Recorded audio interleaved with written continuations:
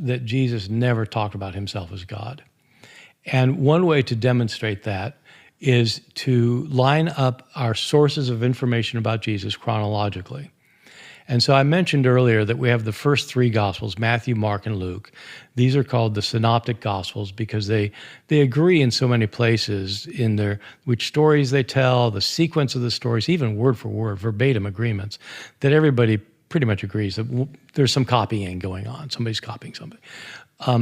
Scholars who've worked on this since the 19th century have said that Matthew and Luke both had Mark as one of their sources. So you had Mark as a source. Matthew and Luke copied Mark, but Matthew and Luke have a number of sayings of Jesus not found in Mark. And so most scholars today continue to think that Matthew and Luke had access to some other written source of information that they call Q. Mm-hmm. Q is a group of Jesus sayings that Matthew and Luke had access to.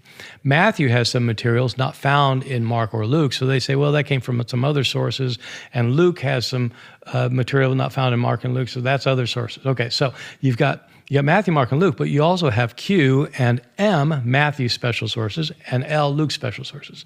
If you look at all of that material, Matthew, Mark, Luke, Q, M, and L, okay, all of that together, Jesus never calls himself God. All of our earliest sources.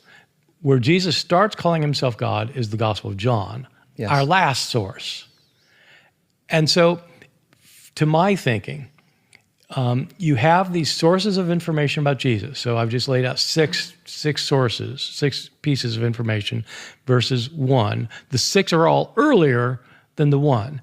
It seems to me completely implausible that 6 authors would describe the sayings of Jesus knowing that he called himself God and neglect to mention that part.